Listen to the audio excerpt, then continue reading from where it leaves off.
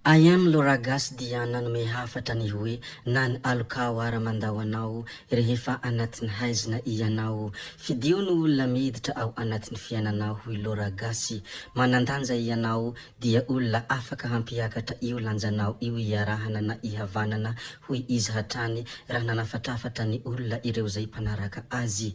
Na ny alokao arane hoy izy dia mandao anao rehefa anatin'ny haizina ianao. Noho ny farany moa dia nanome firariantsoa iloragasy ny hoe marary soa anao ho lavitra ny rofo hoy izy. Tompoko vavy sy tompoko lahy, mbola toy ny mahazatra foana mialohany hidirantsika amin'ny resaka izay ataontsika dia abone foana ny chaîne-natsika, asio j'aime ny video ary apetraho ihany koa ny komantera. Ndeha aloha hidirantsika izany fanaovana abonnement chaîne izany, mialohany hidirantsika amin'ny resaka izay ataontsika. Ndao ary tompoko lahy, ndao ary tompoko vavy hajaina.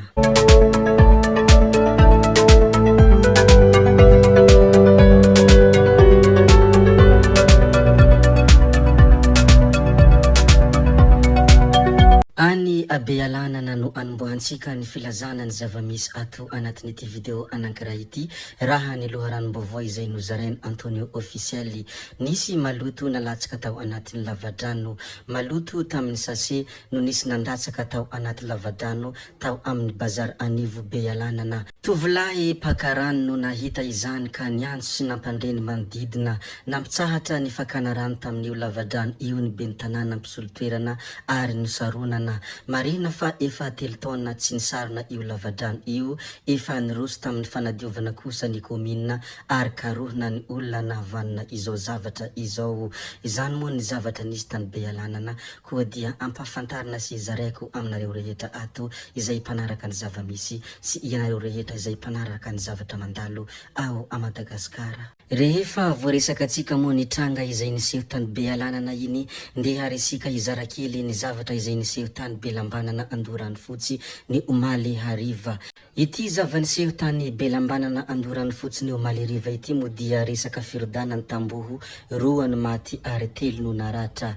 Olona 2 no maty ary 3 no naratra tamin'ilay firodanany tamboho na garazy mekasera teny Belambanana Andorany Fotsy ny omaly hariva. Marina fa lalana io toerana io no sady ora firavana ny mpianatra no nisehoany izany loza izany. Mivavaka ho an'ireo zay 3 naratra mba hahazo fahasalamana soa amantsara, ary ho an'ireo zay 2 maty kosa dia mandria ampiadanana engany hipetraka eo ankavanany raiky ka ahazo ny toerana manintsinintsy. Ndeha resika hiditra kely amin'ny hafatra izay nambarany Augustin Andriamananoro ny mikasika any Ramatoa Harilala Ramanantsoa.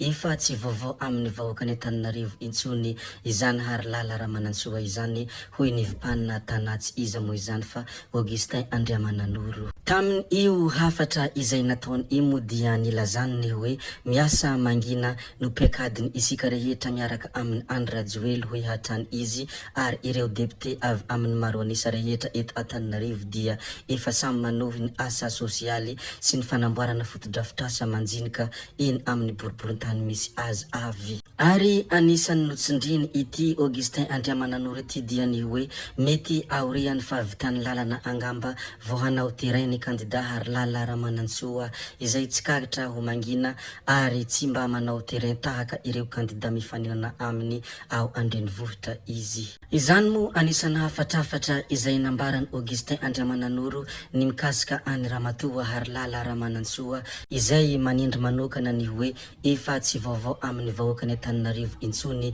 izany Harilala Ramanantsoa izany. Rehefa voalazantsika moa ny hafatra izay nambarany iny Andriamatoa Augustin Andriamananoro iny, ndeha resika hiresaka kely ny filoham-pirenena malagasy tsy iza moa izany fa Andry Nirina Rajoelina. Toy izao moa ny hafatra izay nambarany sy ny hafatra izay nomeny ho an'ny vahoaka malagasy izay mpiray tanindrazana aminy, sady mamaolana no hahazahoana tombony hoy izy.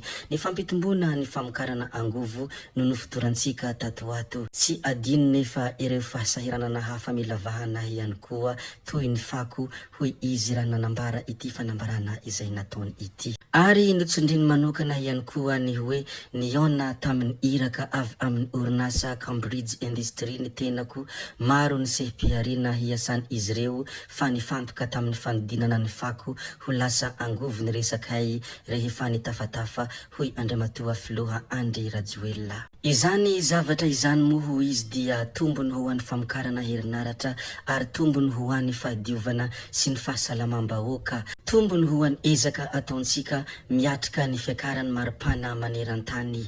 Izany moa anisan'ny hafatra sy fanambarana izay nataony ity filohan'ny Repoblikan'i Madagasikara ity, koa mahafaly anay ny mizara izany aminareo rehetra ato anatin'ity chaîne ity. Ny manaraka izay ho resantsika ihany koa dia resaka hafatra izay nambarany Dama Mahaleo na hoe Dama Rasolofindraosolo, fahavalo mamono eto Madagasikara ny tsy fahaizana sy ny hanoanana hoe hafatra izay nambarany mpanakanto Dama Mahaleo na hoe Dama Rasolofindraosolo. Nilaza ihany koa i Dama Mahaleo ny hoe tsy hisy fampandrosoana eto Madagasikara raha mbola manafatra vokatra avy any ivelany isika. Hita izany amin'ny olany angovo i Dama, mila ampiasaina arak'izany ny vokatra efa misy eto dia itsy miroro ary nahitana fahombiazana. Izany moa ny hafatra izay nambarany ity mpanakanto ity miantefa amin'ny malagasy rehetra. Rehefa avy niresaka ny hafatra izay nambarany mpanakanto Dama moa isika dia ndeha resika iresaka kely ny tranga izay niseho tany Ambatondrazaka. Maiky ilany afo ny trano fanaovana ireny mofo bota ireny ny androny alakamisy 4 Oktobra 2024, tokony ho tamin'ny 5 ora ariva tao amin'ny fokontany Ambodimanga komina Ambatondrazaka. Raha araka ny vaovao izay voaray moa dia lafarinina amin'ny gony maromaro miaraka amin'ny laforo sy ny fitaovana hafa no maiky ilany afo tsy nisy azo niraisina tamin'ny izany trangana afo nisy nandoro izany. Olona nandoro fako teo amin'ny manodidina no nipoirany afo ary izao ny afara tamin'ny fahamaizany ny orinasa izao araka ny fanazavany ireo ny aramboina. Izany moa ny zavantranga sy zavanisy tany Ambodimanga komina Ambatondrazaka ilay resaka maiky ilany afo ny trano fanaovana ireny mofo bota ireny, koa dia ampahafantarina ianareo foana ny zavatra rehetra izay mandalo sy ny zavatra rehetra izay misy ao a Madagasikara, na iza naiza tsy ankanavaka na amin'ny faritra aiza na amin'ny faritra aiza dia zarainay daholo izay azo zaraina. Ny hamaramparana anay ity video anankiray ity dia fizarana ny toerana misy ao a Madagasikara mba hanaporofoana fa hoe tena kanto i Madagasikara ary mba hizarana ny hoe samy manana ny hakantony avokoa ireo toerana rehetra ao. Miezaka mizara ireo toerana mahafinaritra rehetra ao a Madagasikara moa izahay amin'ny video izay alatsakay ary miezaka manome izay azonay atao rehetra. Fa ity toerana anankiray izay ho zarainay ity dia any Amaintrano, toerana mangina sy milamina izay any amin'iny morontsiraka andrefan'ny Madagasikara iny no misy azy. Zay ihany koa moa ny namarana ny videontsika, koa dia ankasitrahana ianareo rehetra na vitana heno hatramin'ny farany ary mbola entanina foana ny mbola hazoto hanaraka ny video manaraka izay alatsakay ato misesisesy. Zay fa hametrabeloma izahay, tsy ataonay lava ny resaka, veloma vetivety fa tsy hoe veloma mandrakizay amin'ny manaraka indray no manao ny misimisy. Veloma tompoko lahy, veloma tompoko vavy.